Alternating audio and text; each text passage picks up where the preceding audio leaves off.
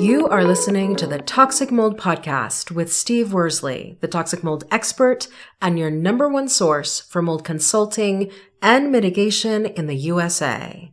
Let's dive into a brand new episode.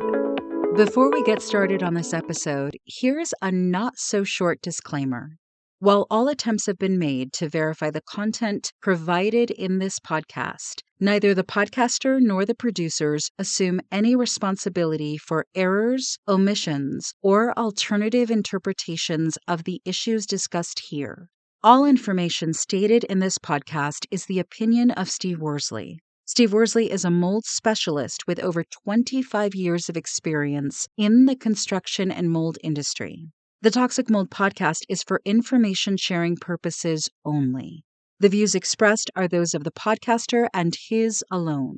These views should not be taken as expert instruction or commands.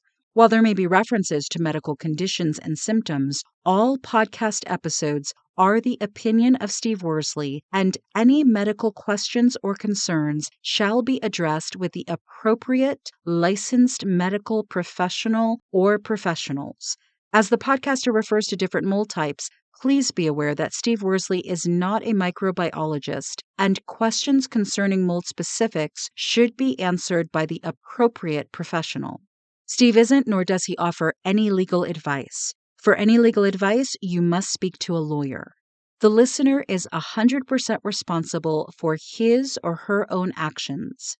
You can check out Steve's books on Amazon. Just go to Amazon and search for author Steve Worsley. You can also take Steve's mold education courses, such as Mold 101 and the Mycotoxin Prevention Kit, by going to cnccontractorservices.com. Again, check out his mold education courses at cnccontractorservices.com. Andi Hembroff is the laboratory account consultant at Respirare Labs, where she works with environmental professionals and healthcare providers to advance objective, science-based mycotoxin testing. A toxic mold survivor herself, Andi understands firsthand the physical, emotional, and financial toll environmental illness can take. Her personal experience fuels her passion for helping families navigate complex mold situations with greater clarity and confidence. Andi is very passionate about mold and mycotoxins. She is familiar with the different types of mycotoxin testing, and she will share that knowledge with us today. Andi is also the founder of Align Mold Consulting. Though her consulting work is currently on the back burner as she focuses on her full-time role at Respirare Labs, Andrea brings both lived experience and laboratory insight into every conversation. Andi is a huge advocate in the mold industry, and like myself, she doesn't like to see the predatory practices of some in our industry. We have a very informative conversation about her personal story and how she has been able to help others struggling with mold concerns. We talk about the ELISA analysis used at Respirare Labs. We also talk about the AMEA and MESA tests the lab offers. Thank you, Andi, for taking the time to educate our listeners. Now, let's get to the episode. Hello, you're listening to the Toxic Mold Podcast with myself, Steve Worsley, and we finally have a guest. I've been promised all of you that I'd bring one on. We have a really special guest. Her name is Andi Hembroff with Respirare. I used to call her Respirare because I didn't know any better. But Andi's a representative with Respirare, and on top of that, she knows way more than I do with the whole biology stuff and mycotoxins and modified mycotoxins. We'll probably jump a little bit all over the place, but we'd like to welcome you, Andi. And let's just start out. Tell our listeners, because a lot of them love to hear somebody else's story, because I don't really have one. So tell them your mold story and how you even got involved with Respirare. Thank you for that really generous and warm introduction, Steve. I'm really happy to be here. I'm very much a fan of you and your platform. You are definitely one of the good guys, so thank you. I found my way into this glamorous industry of mold in a roundabout way, like so many of us do. Definitely not what I anticipated to do with my life as a grown-up, but I purchased my first house in 2017 and got really, really sick. And it wasn't until I was mostly bedbound and we'd spent most of our money that we discovered that the culprit was environmental. So really long story, really really condensed. By the time we figured out it was mold, we were out of money. And so I became a professional from a tent in our backyard where we lived with our two small kids. I was suffering really bad brain inflammation and sort of out of my mind. And so I hit the books and I read everything I could get my hands on mold remediation, indoor air quality, environmental sampling, you name it, I read it. My background's in the sciences. I was once aspiring to be a healthcare provider. So I was strong in the sciences, which really, really helped me. But when we started navigating mold in our house, and I know that you know this, I realized really quickly that it's the Wild West out there. And yes. we were scared, and we were really scared, and we didn't know what we were doing. And in those times, you want to have a professional that knows exactly what to do. And unfortunately, the professionals that we hired, they were wonderful. They were well-intended, but they just really did not understand what was going on. So I identified a great need in the industry to advocate and educate. So my business card says sales representative for Respirare. And by the way, I pronounced it wrong too, right? Like right even through my interview with them. But really, I'm an advocate and educator. That's what my heart is drawn to. So another really long story condensed. We ended up remediating our house several times.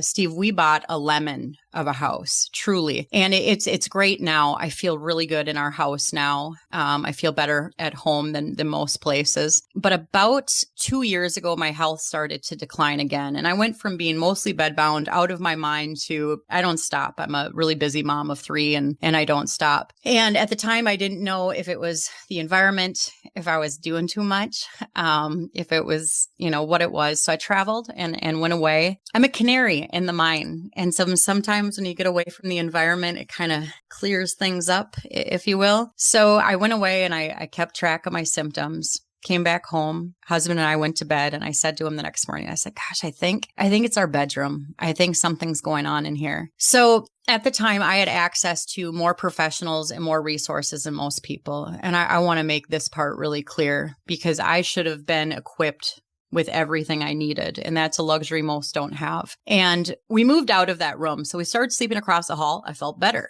And then we started sleeping in the camper. And the longer I was out of that room, it was just really, really clear to me. I was very confident it wasn't psychosomatic. And it's hard to explain, but once you pull yourself out of that environment for long enough, it was kind of like flipping a switch. And I was like, gosh, how did I not realize this before? But I couldn't spend 5 minutes in the room. So during that time, we had a variety of inspectors come out, some of the best in my state, using all the tools that I, adamantly recommend: thermal imaging, moisture meters, particle counters.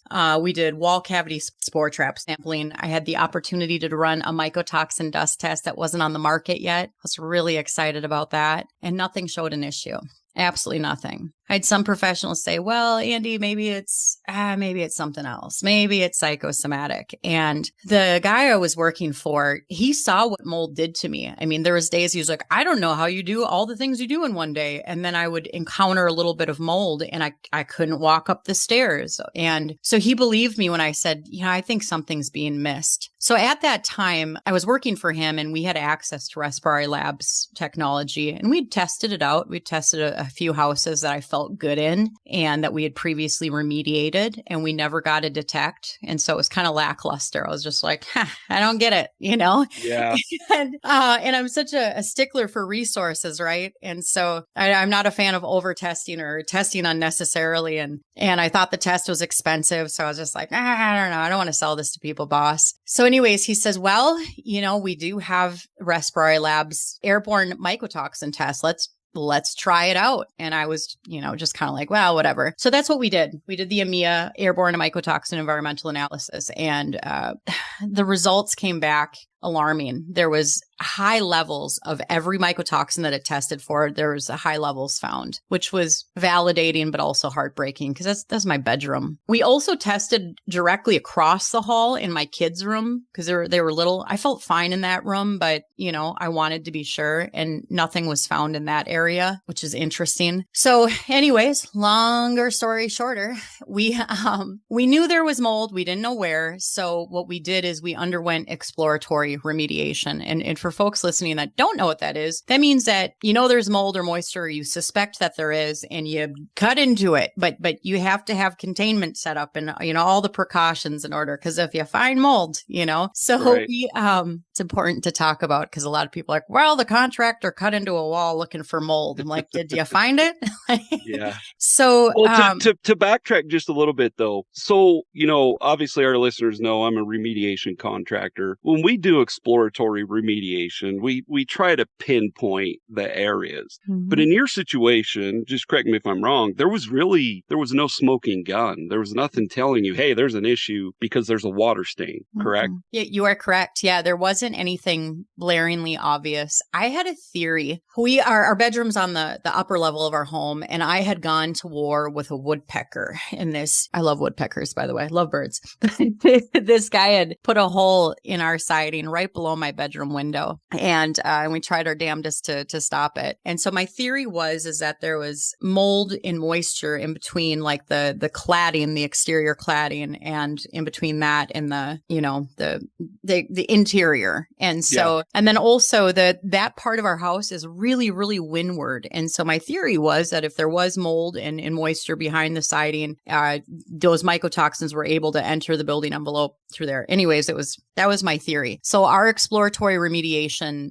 efforts were, we were going to leave no stone left unturned. We were going to go big or go home, because, and this is a special situation, I knew it was in that area. And now I had a data point to confirm it. And also, my husband and I are very aware of what mold does to me. I was close to being bedbound. So we resided the house, and then we demoed both our bedroom and connecting bathroom. And we did find mold behind the siding near my bedroom window. Thank God, especially for my marriage.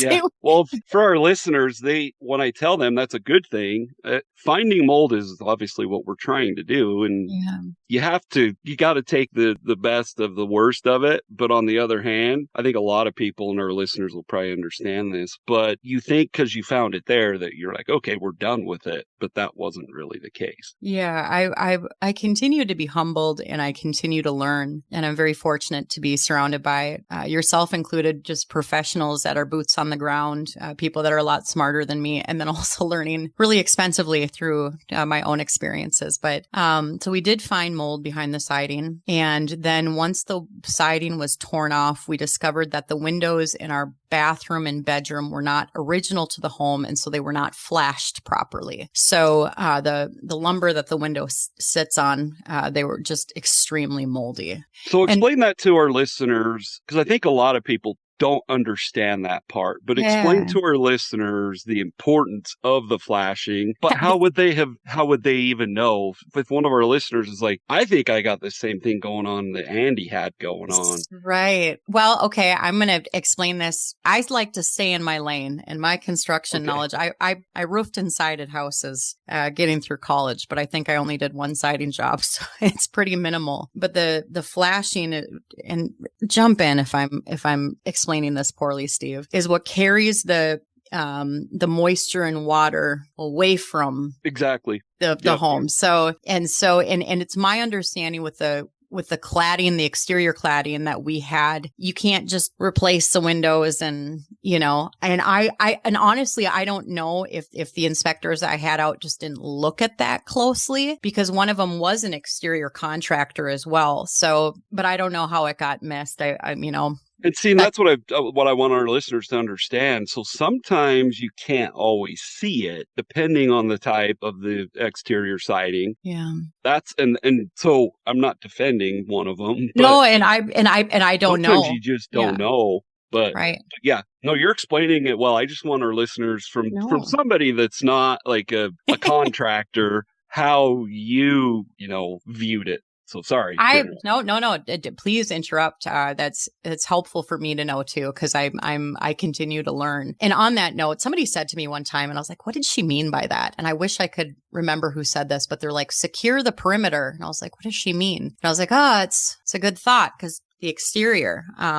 There's so many things that can go wrong with a house, but yeah, anyways, it's the first line of defense. Yeah. that flashing is kind of like the drip edge on shingle in a roof. Yeah. So you've got to have something to protect that, obviously the window itself. Yeah. And that's where all the water was coming in. So sorry. And it was black. I mean, it was really icky. And also for listeners, one thing that I've learned through this experience is, number one, there's limitations with each and every tool that we use. Now, had the inspectors been in my home on a rainy day, thermal imaging probably would have been a great tool to identify this issue. And there's limitations with each and every mold test. Doesn't mean that this one's better than that one, or so on and so forth. It's really important to have a diversity of testing methodologies and to use them appropriately with a clear objective and cognizance of resources in mind, but also to understand these strengths and limitations. So,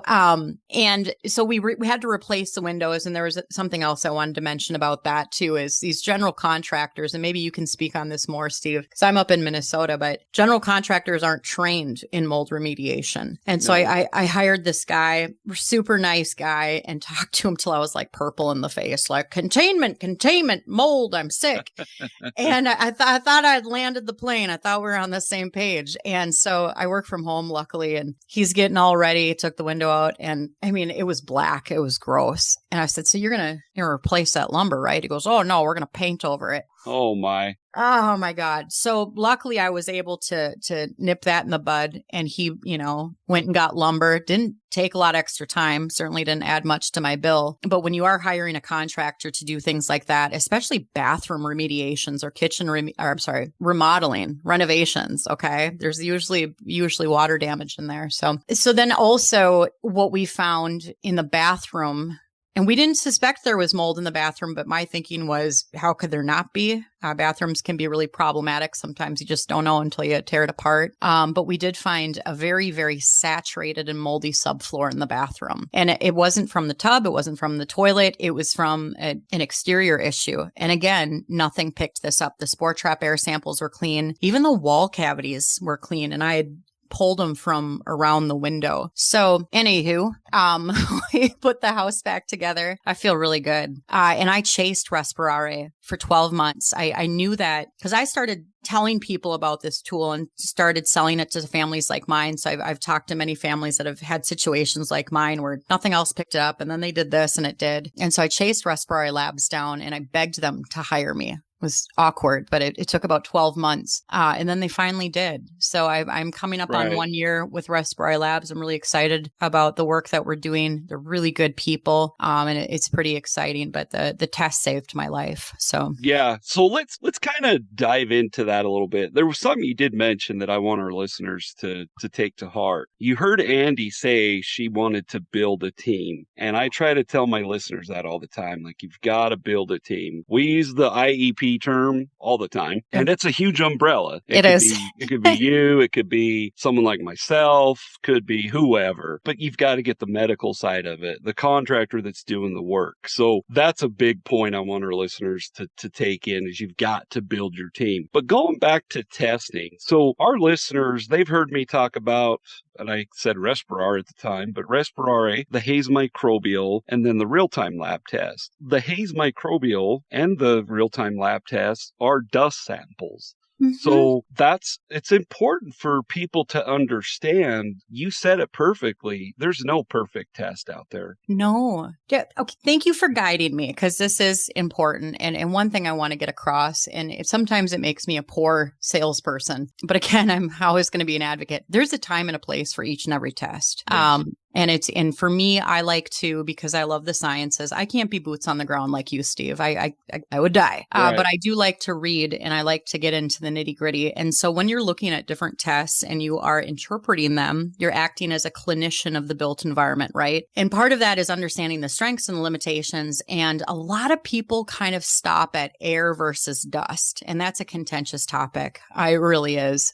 But you have to dig deeper than that. And one thing I really like to understand is the lab analysis used, because there's strengths and limitations there, and those nuances are really important to understand. So explain that to our listeners, like the difference, because this is where I'm not very good at know. ELISA and all that. So explain to our listeners what processes are different. Yeah. How Okay. and why I'm gonna try to make this as digestible as I can. So bear with me. And I want to preface this by saying, is I say that there's no perfect testing method, no perfect test, whether it's mold or I don't care what kind of test it is. There's no perfect test. It'd be great if we had one test that could diagnose our body in whole. And same with the environment. And on that note, I want to back up just a minute. When you are developing a sampling plan, whether you're a professional, a homeowner that's advocating for themselves, I believe that there's an appropriate order of operations. Okay. Mm-hmm. And the best analogy I have is you go to the doctor, you're like, Doc, I don't feel good. They're not going to be like, well, Steve, we're going to start off with an MRI and exploratory surgery. Insurance would never go for that. Right. So they listen to your complaints, you look at your medical history, they do a physical exam, they maybe take your vitals, and then they'll do a basic blood panel. And for people like me, I have Lyme disease and probably a whole host of other stuff. It's not that simple. Come back, Andi, your labs looked good. I'm going to order this test next or refer you to this specialist. So, there are strengths and limitations to these tools, but I also like to weigh that against the cost and where we're at in the process. And what is the objective? So when people say, Andi, I need to test my house for mold, my boss might be disappointed to hear that I don't always recommend Respirare Labs technology. I ask a ton of questions before. And the first question I ask is, well, do you rent or do you own your home? Because your objective in testing a home you rent might be really different from one that you own. So I digress. So there is no perfect test, and there's also no perfect lab analysis. And again, there are strengths and limitations. So you want variety all around.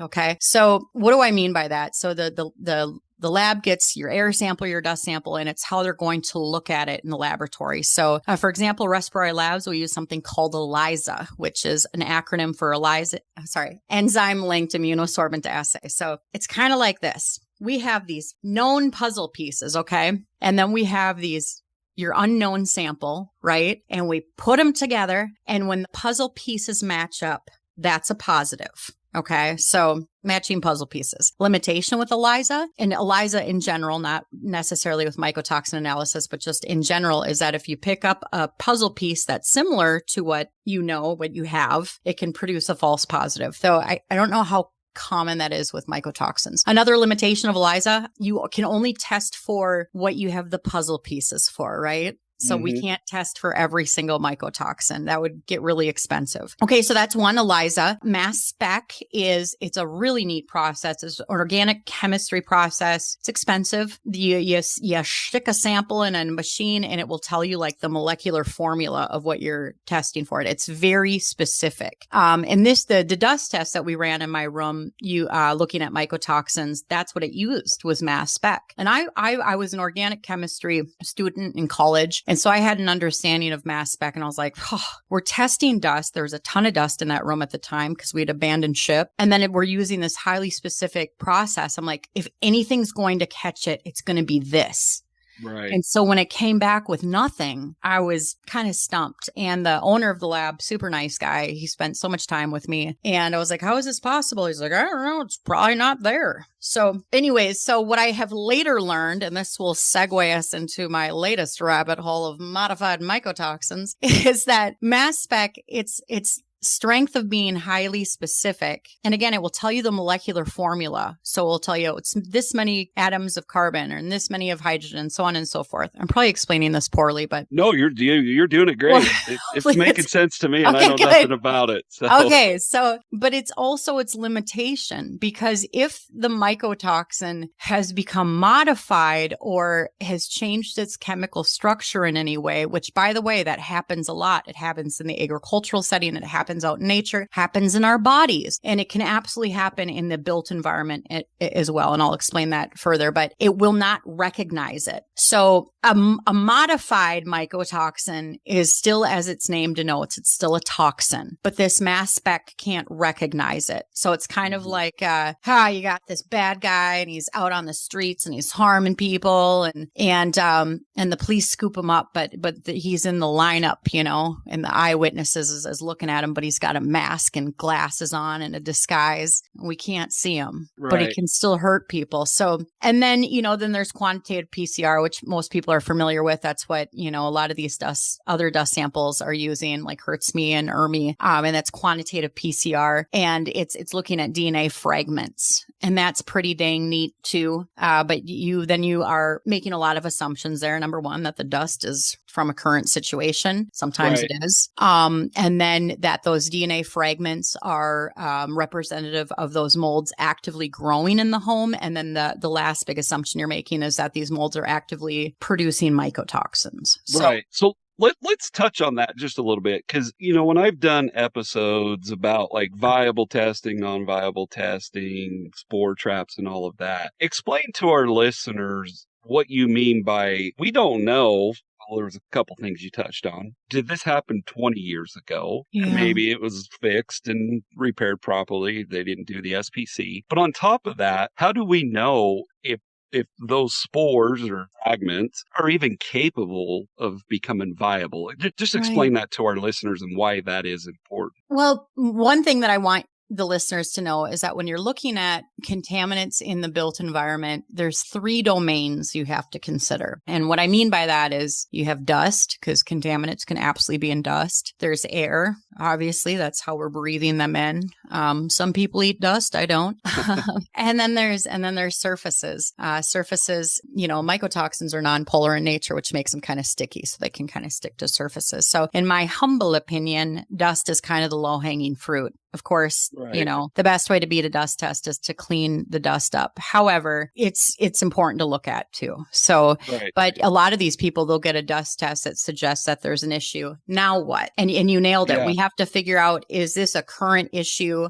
So, what some people do is they'll do a small particulate clean, which is not cheap. It's not cheap. And I want to It's honestly, I think it's more expensive than remediation. Oh, big time. Big time. We don't do a whole lot of it because it is so expensive and it's just time consuming. Let's talk about this for a second, because I'm always going to be an advocate first. I don't want to be in this industry, but I'm here because there's a lot of families like my own, and we're broke, we're sick, we're scared, and you've got some well-intended professionals that don't know what they're doing, and then you have predatory companies, and I don't mince my words. So my biggest concern with dust sampling is that it opens the door to these predatory practices, and I'll explain that, but also what it does is it can put too much emphasis on the dust. A few months ago, I was working with a woman, and in my consulting firm, which I'm not working right now, I try to help people take a step forward. I don't have all the answers. I'm not an expert on everything, but sometimes people just need a sounding board, one that's sympathetic. So I try to collect all the information, and I did. I read through all of her inspection reports and all the history. And she says, well, I just had a $30,000 whole home remediation. I said, that's an excellent step forward. What was the source of moisture? What was the building defect? What did they remove? And she looked at me like I was crazy.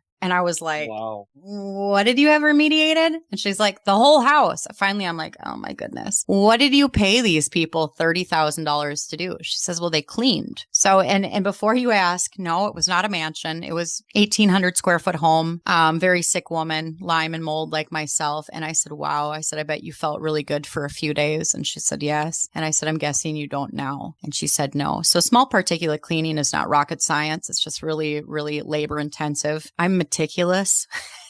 So it's just another Tuesday for me. And don't get me wrong, it's important. We shouldn't have dust in our space. I'm always, hollering at the kids for that. But it, for this woman, it gave her relief for a few days, and then new dust accumulated. So I think that sampling needs to be done appropriately. And when I talk to people that are having spore trap air samples done, and they have limitations, I tell them, listen, keep your windows closed at least 24 hours in advance, and turn your air purifiers off. I've had clients call and be like, oh, I forgot. It was beautiful this weekend. I had the windows open. Should I just go on with it? Nope. No, because Yeah. it's going to skew the results. And spore trap air sampling, sometimes it picks up on an issue. Sometimes it's never Right. for me in my home, but it's inexpensive. And so dust sampling, we need to prepare the space. And so if I was going to use dust sampling correctly, I'd clean the heck out of my house, let new dust settle, which would be impossible because I got a circus over here. I'd have to keep it buttoned up. And then I would collect new dust from each level of the home.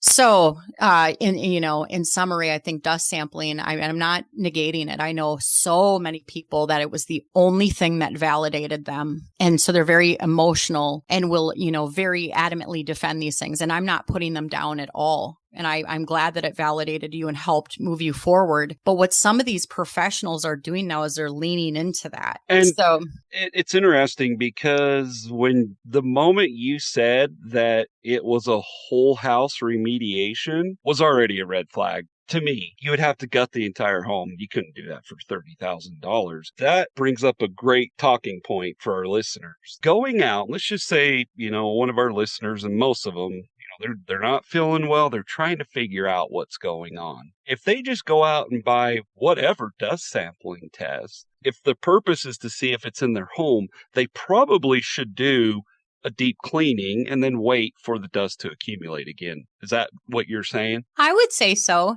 Yeah. Okay. And be cognizant of where you're collecting dust from. And, and it's, I think do it yourself testing just, it scares me. And by the way, Respirare Labs, we offer do-it-yourself testing. So anybody can order this air test. We send you the equipment and you do it yourself. And I'm going to be kicking myself for doing this, but I really do care. I said to my boss, I said, I want to talk to these people before they order these tests because I want to, a lot of time the people are doing these tests because they're like, I'm not ready to invest in an inspection. So you got to disclose everything that they find. It's a good inspection's not cheap. And so I understand that. So the goal with do-it-yourself testing is like, if there's an issue here, we gotta pinpoint it. And so I really try to talk to our clients through that. The do-it-yourself. Yeah. I would imagine your boss, and I wouldn't imagine, I know this, he's not one of those predatory businessmen. No, thank goodness. And ultimately, if he was, that's like, if you're not doing the testing for the right purposes and doing it properly, he could be one of the people that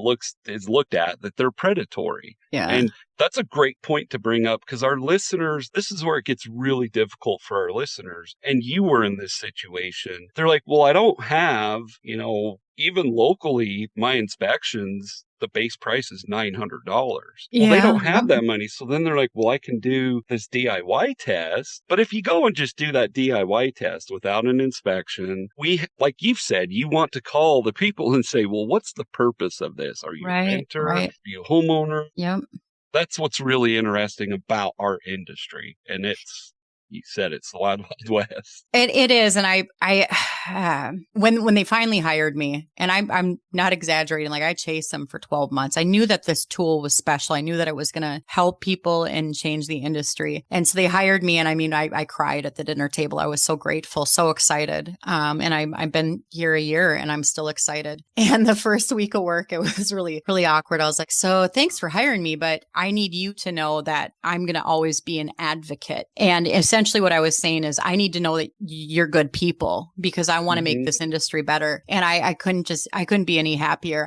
The work that we're doing at Respirare Labs, we want to help these people. And every day I talk to my boss, and I'm in Minnesota, the lab's in Oregon. So I finally got to meet my boss in person, both of them, and they're just wonderful people. And they say all the time, we can help these people without bankrupting them. Because I also want to say that this industry is evolving. It's shifting. A few years ago, there was nobody searching mycotoxin assessment and health effects. And those Google searches are through the roof now. And that's great. The industry needs to change. But my concern is like, okay, well, this is going to open the door. Like, oh gosh, Andi, you got mycotoxins in your house. Like, we can help you, but we're going to need your kidney, your firstborn son. And, and I'll tell you that, my husband and I have the best husband in the world. We are not a family of means. We have never been a family of means. And I'm still in my house. And we've never did any crazy fogs or crazy protocols.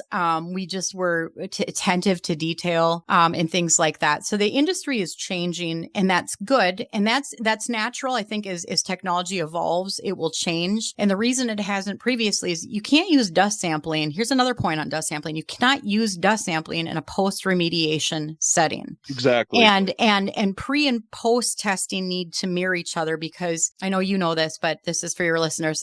Remediation is objective. So you're the professional that you're hiring, their objective is to pass those tests post remediation. And so you can't have somebody be like, wow, you got mycotoxins in your house. I'm going to solve this problem. And then you're going to take my word for it that it was successful. So those PRV, things are in place to protect professionals like you, and then also people like me. Right. So, and the problem we're dust sampling, and it really stinks because there's dust sampling that tells things that air tests can't, right? But if the job's done like it should be, there shouldn't be dust left to test. Right. And I've heard professionals be like, well, I tried to find dust in containment and in the remediated area, and I sent it into the lab, and the lab called me to tell me they couldn't run the sample because there wasn't enough dust. And then they call it a pass because of that. Right. What's interesting about that is let's just say, like in your situation, if your containment is just your bedroom and a bathroom, you're kind of you should be only testing inside that containment. Yep, absolutely. It's not really going to be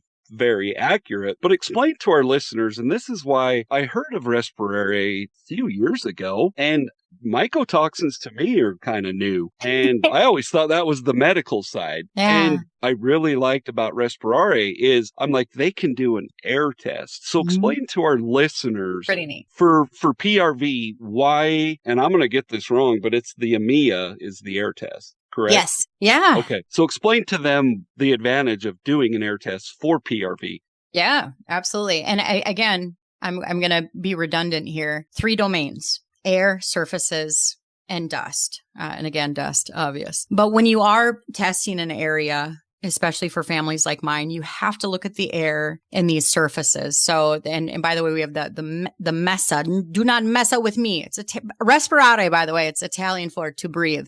Okay. So, and the MESA is for very specific objectives, right? Because it's just looking at this surface area. It's not a dust test, but you have to test the air. I'm meticulous, and I hate cleaning my house when the sun is coming in just right. Do you know what I mean? Like, because all the dust particles, you could see feeling all good. Yeah. Like, man, I'm doing a good job. Like, this house is so clean. And then the sun will come in, and I'll be like, dang it, because it's just hitting all the particulate matter. So some of these mycotoxins they're super, super, super tiny, and they have an affinity to ultra-fine particulate matter. So really, really tiny particulate. Now, knowing the size of these things is important for 2 reasons. Number one, you have to understand that they won't always follow the laws of gravity and fall into the dust. Okay. And also, because they're so small, they can get deep into our lungs, into our alveoli. And that's where gas exchange occurs with our lungs. So that's how these things get into our bloodstream and,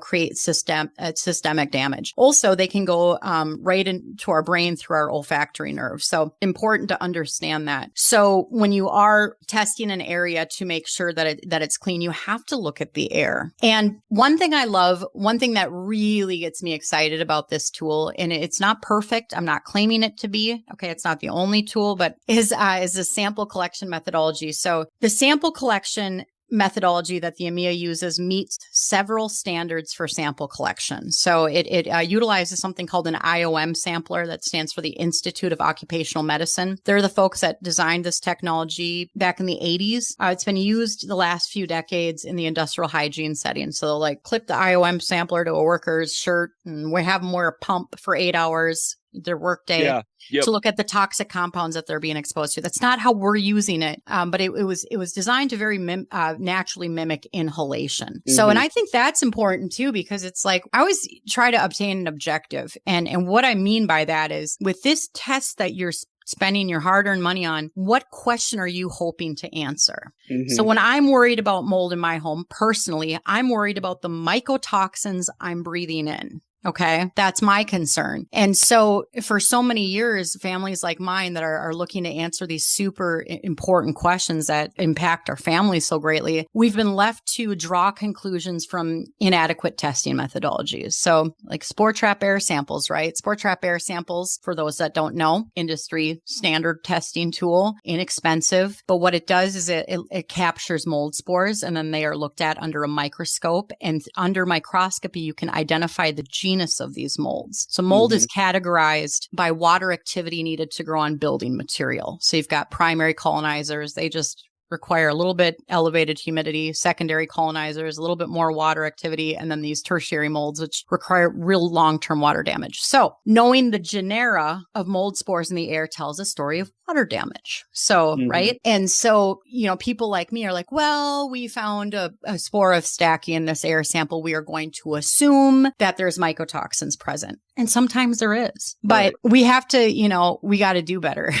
Yeah, that's a pretty important question to ask, So just to touch on that a little bit, and our listeners have heard me say this, spore traps are kind of our first type of testing we're going to do. And it's because of what you said. It's the cheapest. We can do it, depends on who you're paying. But when I do it, my clients are paying what it's costing me. I don't believe in making money off of, a lab. But once again, what's the purpose? When I don't find any concerns, that's where we go to the spore trap. But if I find mold, I'm like, hey, there's no reason even for any test. This is why I like you. And also and I wanted to circle back on this because people are like, oh, air sampling's crap. It's like, well, what kind of air sampling are we talking about? And also you have to understand the order of operations, right? And a clean spore trap sample doesn't really mean much to me, and I have seen situations like that where everything there was nothing visual. The inspector used all the tools and everything looked fine. And then they get an air sample back with some airborne Chytomium or Stachy. And they say, ooh, okay, we're missing something. So, and also I'm also a fan. If you can see the mold and you know what the source of moisture is, save your dollars and remediate it. Exactly. The kind of molds that are scary for me are the ones that you can't find. And on that note, and please hear me when I say this, because my paycheck depends on how many samples come through the lab. If you know what the issue is, save your money. Don't spend it. Right. Or unless there's a really good reason to have that data, and that's why when people, want to talk to me before they place an order, we have a conversation. We really talk. And I'm not here to sell tests, but for your situation, for our listeners, if they've had an inspector, we don't know, was it an inspector that didn't know what they were doing? Was this there's a lot of those. Their first 10 in their career, which we all have to start somewhere. Yeah. But your air test is something, to kind of circle back to that our listeners can go right to your website and they can purchase a test. Then if it shows concerns, then maybe spend more money. But on the other hand, like you said, if you have an issue, what's the purpose of running the test? Right. And that's where I try to encourage people, because I want the listeners to know that the house I bought it's not typical. And I don't know, the house is a lemon, and now it's not. I mean, now I feel really good. It's wonderful, but I don't know, we should have burnt it down. But we're putting the house back together or we're making our bed. First time we slept in our room in a year. And my husband looks at me and he's like, well, do you think we got it all? Because we've done, 7 different remediations, basement. We've been there, done that. And he knew the answer to my question, or to his question. And I said, yeah, probably not. So, and the more that I've healed my home and my body, I feel like I get more dialed in. Like, this issue in our bedroom was always there. Right. And I think that the reason I didn't pick up on it is I have improved with each and every remediation that we did. And I want to speak to the hopelessness that comes with these things. And I want to make my point. My husband and I, we've never had a lot of money. We have a lot of love. And then we bought a lemon of a house. And even if we would have found all the mold in the first go, we wouldn't have been able to afford to do it. But right. I have improved with each effort that we've made in our home. So if you're working with somebody like Steve here, he's a gem, he's wonderful, and you feel overwhelmed, prioritize. All right, well, this year we're gonna knock out the basement. We're gonna remediate the basement. Next year we're gonna do this. And so in our home, there's so many ways, so many things that affect the quality of our indoor space. It's not just mold. It's, low VOC building material and the cleaning products that we use and proper ventilation. We added gutters. We put on a whole home kick butt dehumidifier,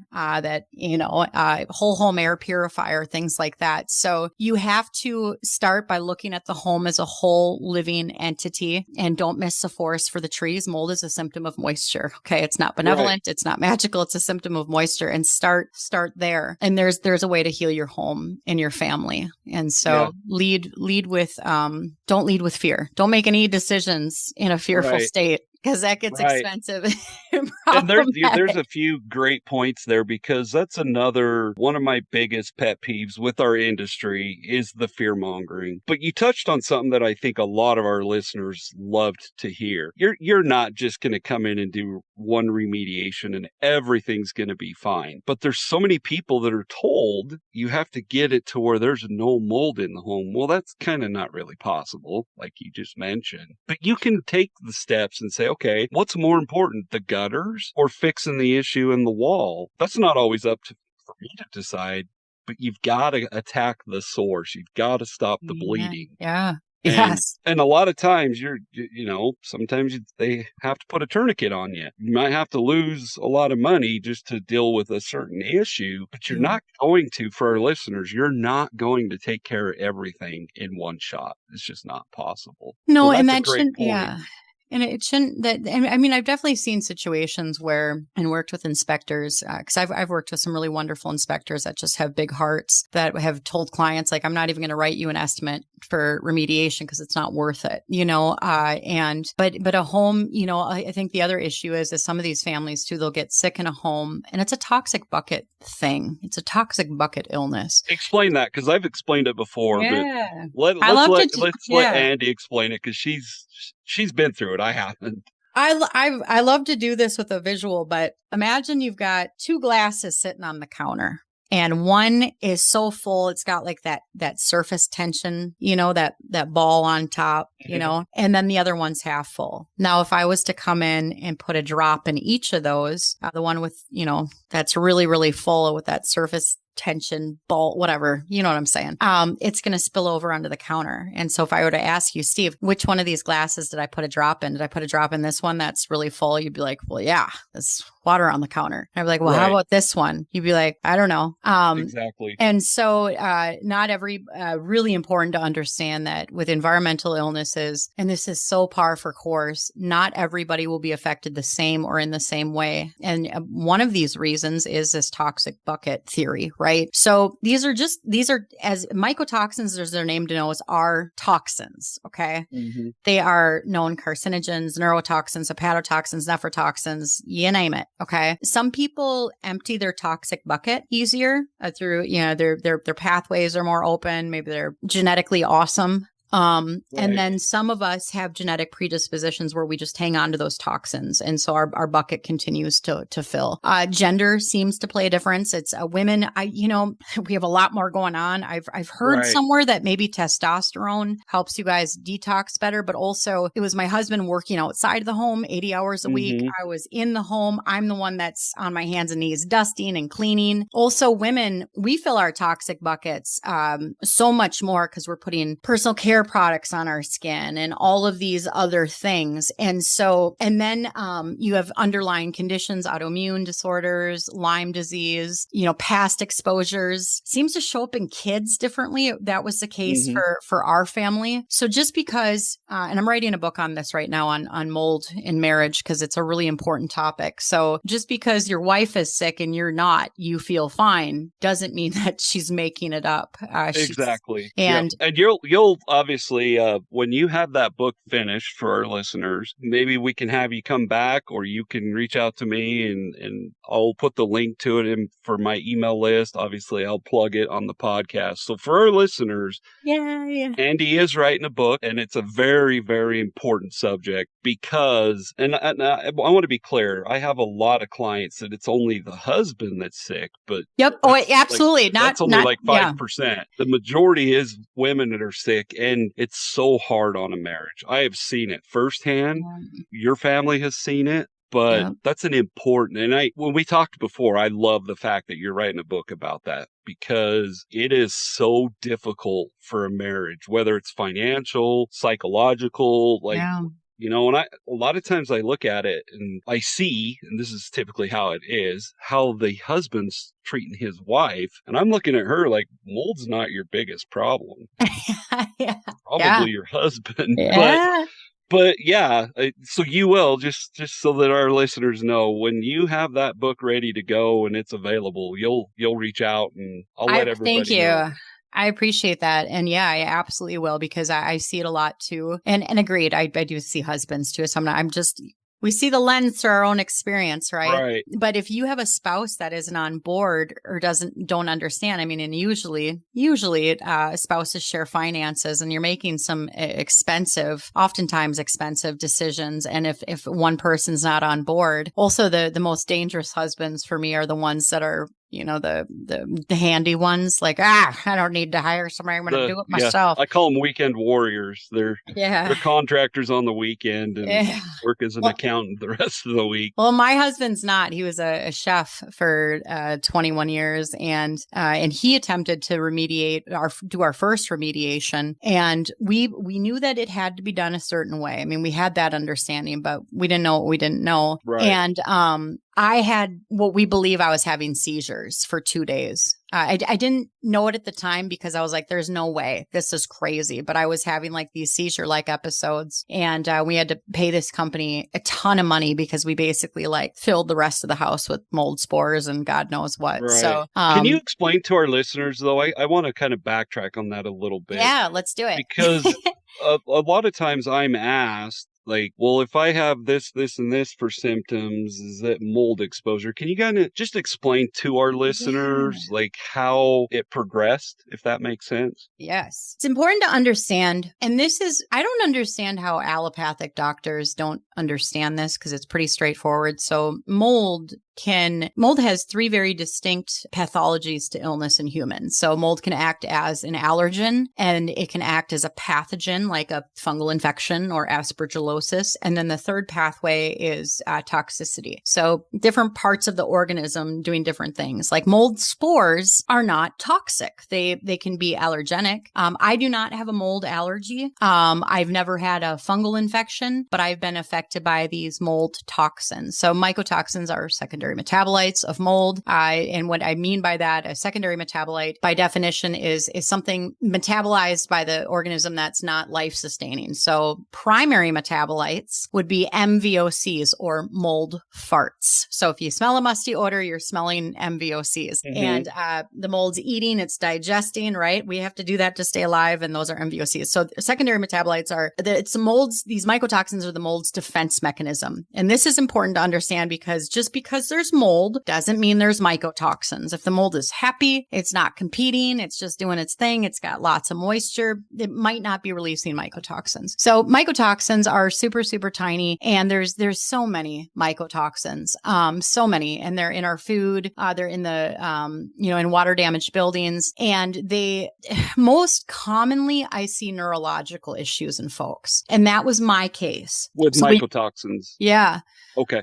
We moved into, mycotoxins. Because a lot of people, like this in our industry. Well, I shouldn't say it's our industry. It's in the medical field. They call it an allergy. And it's not, it's so frustrating. An allergic response to something is a totally different process in the body. So an allergic response is IgE mediated. And these mycotoxin reactions are very immune complex. So it's inflammation, it's whatever. Very different. Yeah. So I just wanted our listeners to understand there's a huge difference between an allergy and what mycotoxins do. And you were saying it's more neurological. biological. It is. If a lot of times it is. And we moved in October 2017. Our dog, who was just a few years old, was dead in 2 months. She developed a very sudden neurological disorder. She changed, her personality changed. She got really docile and then she started pacing the house. In hindsight, I know it was the mold, and which breaks my heart. Mine started with ringing in my ears and then migraines. And I chalked it up to stress of moving and postpartum. But my last migraine was 3 months long, day and night. Super scary time. I begged my husband to put me out of my misery. He's a hunter. He had to hide the guns. It was pretty scary. Then it progressed to, and I hear this one so often, anxiety that was not typical for me. I couldn't go to the grocery store. Dizziness, the ringing in my ears, insomnia, depression, suicide ideation. That one is also very common. And that's me. I get those thoughts when I get exposed. Very scary. Oh my gosh. I mean, it's just far and wide. So the kind of the hallmark of mycotoxin exposure is inflammation. And for me, it was in my brain. It was brain inflammation, but joint pain. It's really bizarre, really scary, Steve, like really scary and bizarre. But when I work with people that are sick with these things, I pray for them. And I always pray like, oh, let there be mold in their house. Let there be mold. And I say that because it's so tangible and there's so much hope. I mean, I was 37 years old trying to get on disability. Wow. I was bedbound. So for our listeners, and this is where, everybody reacts differently, as you've said, to mold exposure. Yeah. But when it comes to the mycotoxins, for our listeners, it's important to understand that, an allergy is totally different than being exposed to mycotoxins, much more serious. And I think a lot of our listeners, and this kind of brings us back to your book, a lot of our listeners are like, but nobody believes me. I go to my doctor. I've never had anxiety. I've never been suicidal. And they're just kind of looked at like, maybe it's just as you're getting older, this is what's developing. And that's not always the case. It is, yeah. And that's easy to do.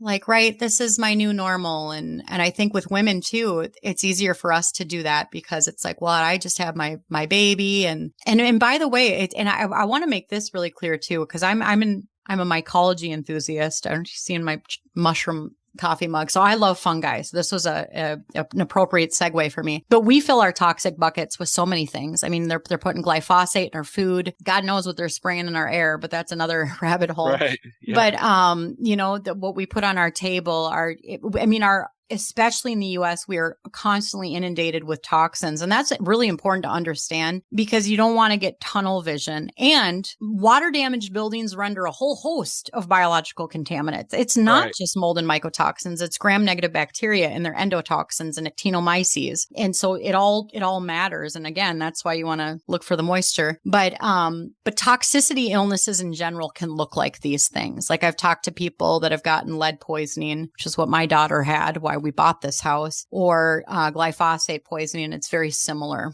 So very, very similar. Speaking of lead, just kind of for our listeners, we won't get too deep into that rabbit hole, but I do talk about lead and asbestos once in a while. But just explain to our listeners the whole lead side of things. As far as, was it probably was an old building, older than 1978. It's so silly. When my husband and I got together, I met him late in life. I was a full-time pre-med student and a single mom working 3 jobs. So I met my husband. I was like, hey, do you want to have babies? And he was like, yeah. So we started our family right away. And we were both starting over. So we didn't have any money. So we rented a house in the city, is kind of central to nothing because we were all over the place. And it was an older home. And we started our family. And our little girl, we put her in a big girl bed and she started chewing on the windowsill. And she's worse than a dog. And so in this window, I said to my husband, I said, oh my God, there's lead paint on that window. And he's like, no, there's not. Grumbled with me about it. Well, we tested the window, then we tested our little girl, and she did indeed have lead poisoning. We caught it right away. And so that's why we bought a house, and we weren't ready to buy a house. We were saving our pennies, getting out of debt. And I don't get emotional at telling my story a lot, but I do when I talk about my kids because it's easy to be like, it's me that's sick. But Right. I took my 2-year-old with lead in her body, which is a neurotoxin, and I put us into this very toxic home that the previous owner had died in. With liver and lung cancer, not in it, but so I just one toxic environment to another. So we did test her after we had removed her from that space, and we saw the levels come down. It was pretty frustrating because I went to the doctor. I'm a researcher. I love to research, especially when it comes to my family. People say, well, you haven't been doing this very long, Andi, and these guys have been doing this 20, 30 years. Don't ever take for granted the persistence of a mom, yes, exactly. studying to save her life and the life of her children. So I took her into the doctor and I said, okay, doc, now what? She's got lead poisoning. Now what? And the doctor shrugged her shoulders and was like, feed her a balanced diet. Wow. And and maybe you can speak on this because it seems like they dealt with lead, right? We changed paints, we changed things, right? We got lead abatement now. And now it's like off everybody's radar. Mm-hmm. So it's like they're not even teaching it in schools anymore. I mean, they're not teaching these doctors about toxicity illnesses anyways, but I was just like, okay, well, that was helpful. Thanks for the visit. Most of my listeners know this. I don't talk about it very often, but I got certified in home inspections years and years ago. That's how I got into the mold industry. I think the reason that we don't focus a whole lot on lead and asbestos is in 1978. Federally, they banned the use of those. Now, ACMs, which is asbestos-containing materials, my listeners hear me talk about it all the time. We're still using it. It's crazy. There's a lot of things that still have asbestos in it. But I think the reason why the medical field kind of poo-poos it away is because they're like, well, unless the home was older than 1978, we have no concerns. Well, that's not always the case. And, you're in Minnesota, correct? Yes. So, I'm out west. We're not as old, meaning our buildings. Most of our buildings are not that old. Of course, we have older buildings, but you get places like in Michigan where they have the lead water pipes. Sure. Yeah. They make a big deal out of it. But I think it boils down to kind of bringing mold back into it. I just think and you went to college for it. I just think in the education, in the medical field, I just don't think they talk about it. Like, I don't know why. Well, I have a theory. I'm jaded, but I think it's because it takes the buck away from their big money machine. Right. There's no pharmaceutical drug for it. And I healed myself, not by any medical treatment, by cleaning up the air I breathe and my diet. And I've talked to a lot of doctors and at the time not knowing they were doctors. I've talked to two neurologists and I didn't know again that they were neurologists and kind of explaining my experience. I'm like, oh, I didn't know mold could do that. And then I would explain it. And now these doctors are sending their clients to to professionals like you because they're seeing these things. They're like, oh, maybe this isn't a brain disorder. Maybe this is, toxic exposure, but it's a great injustice. But I think it's because it takes some money away, which is frustrating. That's a whole nother topic. I think our medicals is just no. This is what I'll say. Nobody cares about you and your family's health like you will. Exactly. So, be careful who you hire, be careful where you spend your money, and be careful who you trust because nobody cares like you do. And so... But let's circle back before we wrap up this podcast episode. So let's go back to the AMEA and the MESA test. Explain to our listeners when you would recommend it's AMEA and MESA. Yeah, and the MESA. I like the AMEA when you've looked under everything else. Okay, so an inspector comes in and can't find anything. Yep. Or we have lots of inspectors that are doing these things. You'll never hear me say do an AMEA in every single room of your client's home. That would just it's just not feasible for a lot of families. You have to remember that you have to have money to fix an issue if it's found. And so, in bedrooms are a great place to test, Steve, because they're kind of reservoirs. You get a lot of stagnant air in there. And also, I'm a mom. I work from home. I bake. I do the housekeeping and, doing all the things I do. I never stop moving, but I'm in my bedroom breathing for 8 hours a night. So bedrooms really, really is a great place to run an AMEA just because any area that was previously remediated, one thing that we are finding is we didn't even talk about modified mycotoxins. I'll sprinkle it in and then we can talk about it another time. But remediation standards don't always address the mycotoxins. Okay. And on that note, and you can just find me online, we do not want to play chemistry experiment with our indoor air. Okay. Right. Ever. So be really, really, really leery of products and companies and protocols that are promising to denature mycotoxins or degrade or disintegrate or destroy. Okay. Those are red flags. We want to remove them. And by the way, Respirare Labs, this is what we're teaching people to do. Okay. It's not rocket science. It's not crazy expensive. We want to remove those things. But maybe while you're on that subject though, so our listeners know this, I'm fairly new to Respirare. I went through the white paper of how to remove mycotoxins. Yeah. Give our listeners kind of a quick overview with the dehumidifier and all that. Sure. Okay.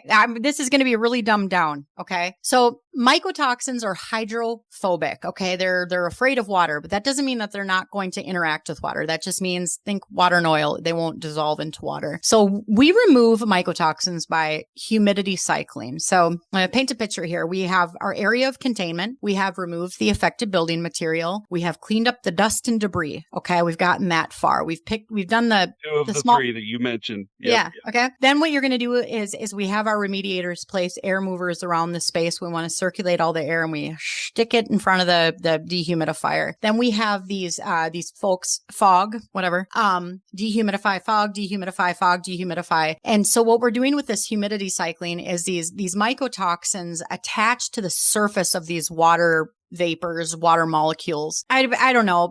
Maybe hydrogen bonding, van der Waals. I don't know. They attach to these water vapors and then are captured in the dehu. So, and then with surfaces, because again, you got to address surfaces too. And mycotoxins they're not benevolent. They're not magical. They're not going to magically absorb into a non-porous surface. So you can absolutely clean so much. Okay. Right. And so with those surface things like that, microfibers with an alkaline cleaning product. My favorite use of the MESA, and I don't have a ton of experience with it because it's a very specific surface test. It's used in post-remediation settings. It's great for checking the HVAC system. You can swab the return vents to see mycotoxins won't always travel far from the source of mold. It didn't in my bedroom, thank God, but the HVAC system can act as a pathway. So, and then it's more systemic. So testing the HVAC. I also love the MESA for sentimental or valuable contents. So I love my piano. It is very dear to me and I am not partying with it. I don't care what you say. And so you might have somebody that says, Steve, I read on Facebook that I have to get rid of everything in my house. And oh gosh, this is my grandmother's piano. Test it. So that's a great use for that because contents, and God, that's a whole nother discussion. Contents there's no right answer. And there's so many things that go into that, but I'm a believer that most things can be cleaned, but maybe not mattresses and porous items. Yep. So yeah, I'm not a fan of the fear mongering and saying you have to toss everything, but I just wanted our listeners to understand, so the MEA is an air test. We can do that in PRV, correct? Yep. We don't have to wait 2 to 3 months for dust to build up. The MESA is more for something that a listener, like you said, your piano, they're wondering, do I have to get rid of it? It's a surface and it's not a cheap test. So this is not like, gosh, is that stain on that lumber or is it fungal? Don't do a MESA on that. That's expensive. I think the first MESA test is $295. So again, it's like, well, can I do this swab on this item that's $20? Just replace it. Yeah. And that's a good point to bring up pricing because, that brings us back to what I call traditional testing. Our lab fees are like $25. Yep. These tests it's a very extensive test going back to the ELISA. Yep. That's how it's done, correct? Yep. Yes, sir. Yep. That's so the lab analysis used. Yep. Exactly. Yep. So I think our listeners, a lot of times they're like, well, I want the cheapest test. And you brought something up that was a perfect example. If the mess is $290 and it's a desk that's worth $100, might as well just replace it. Well, and those are exactly the questions I ask. So when I do see orders come through where it's a lot of MESA, I do call those clients before we fill that order. And I talked, I hope my boss isn't listening. I talked a woman out of testing a ton of things in our house the other day. I was like, it's a small area rug. Yeah. Yeah. Just replace it. Oh Well, my gosh. Okay. we're both very similar, and our listeners know this. I'm not big on spending a bunch of money on testing. It's just, it comes back to the wild, wild west. So, it does, and it's one step in the process. So, right. So before we wrap up, how can our listeners get in contact with you? Do you want me to put your email in the podcast description, or do you want to give them an email address that they can reach out to you? Yeah, give them my email, because I spend a lot of time on the phones and in meetings, and exactly. Respirare Labs. You can give them that email. Okay. So by my name, my full name is Andrea. So Andi, Andrea, one and the same. But for our listeners, I'll put her a way to get into contact with her. It is respirarelabs.com. Yes, correct? sir.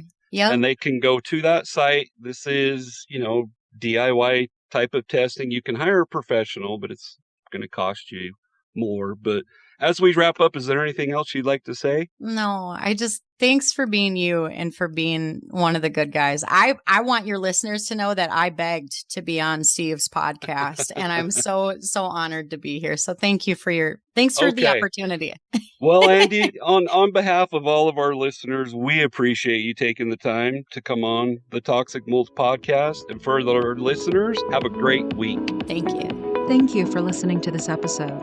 Are you ready to take control of your environment and protect yourself from harmful mycotoxins? If you said yes to that, check out the Mycotoxin Prevention Kit. This easy-to-follow digital program is delivered straight to your inbox, guiding you through simple steps to reduce your exposure to the harmful byproduct of toxic mold, helping you feel safer and healthier at home. The Mycotoxin Prevention Kit gives you loads of education on mycotoxins for a really affordable price. Get started today by visiting cnccontractorservices.com/mycotoxin prevention kit. That's cnccontractorservices.com/mycotoxin prevention kit.